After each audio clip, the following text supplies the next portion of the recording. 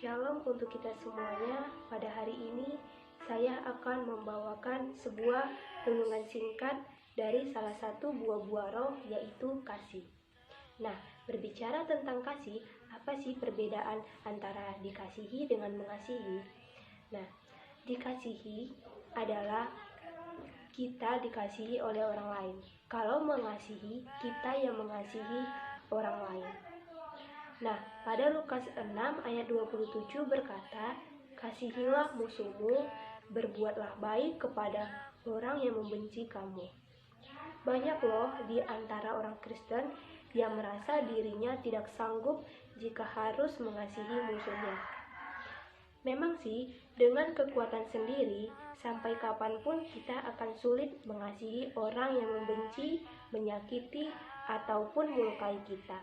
Nah, jika demikian, kita perlu sekali dong belajar dari apa yang telah Tuhan Yesus perbuat saat Ia disalibkan terhadap orang-orang yang menganiaya, menghina, melecehkan, meludahi, menyiksa, bahkan menyalibkan Dia. Tuhan Yesus tidak membalas mereka sedikit pun. Namun sebaliknya Tuhan Yesus berdoa dan memohon pengampunan bagi mereka. Tuhan Yesus berkata, "Ya Bapa, ampunilah mereka, sebab mereka tidak tahu apa yang mereka perbuat."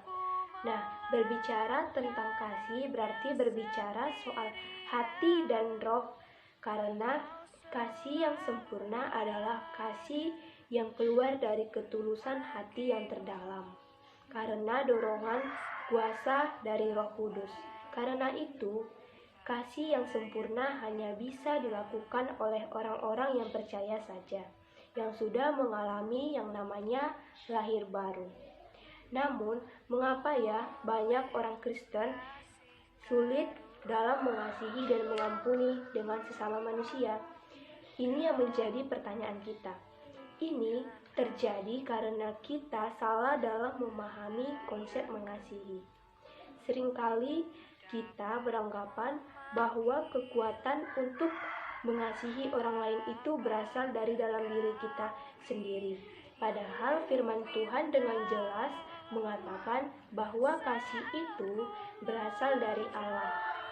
Jadi, jikalau kita mampu mengasihi dan melepaskan pengampunan kepada orang lain, itu karena kasih dari Allah mengalir dalam kita, dan kita ada di dalam Dia.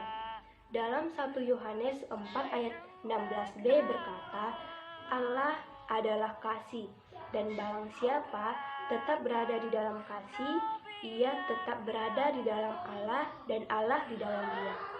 Dari pihak kita hanya dibutuhkan kemauan saja, sedangkan kemampuan itu diberikan oleh Allah melalui Roh Kudus-Nya. Jadi, kita harus saling mengasihi sesama manusia seperti Tuhan mengasihi umat-Nya. Firman Tuhan di dalam 2 Timotius 1 ayat 7 berkata, "Sebab Allah memberikan kepada kita bukan roh ketakutan, melainkan roh yang membangkitkan kekuatan, kasih, dan ketertiban." Roh Kudus yang ada di dalam kita itulah yang memampukan kita mengasihi dan mengampuni. Jadi, untuk teman-teman semua, jika sampai pada hari ini kita masih sulit atau berat untuk mengasihi, apalagi mengampuni orang lain, berarti kita belum sepenuhnya tinggal di dalam kasih Allah, dan kasih Allah belum ada di dalam kita, dan kita juga belum merasakan sendiri pengampunan dari Tuhan. Bukankah Tuhan telah mengampuni kita melalui kematiannya di kayu salib? Kan sudah. Masakan kita tidak mampu mengampuni orang lain, sedangkan Tuhan mampu mengampuni banyak orang? Jadi, Tuhan berharap kepada kita agar kita saling mengasihi dan mengampuni sesama kita manusia.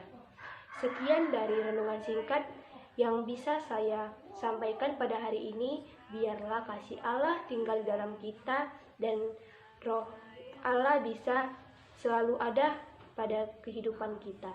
Sekian dari renungan saya. Shalom.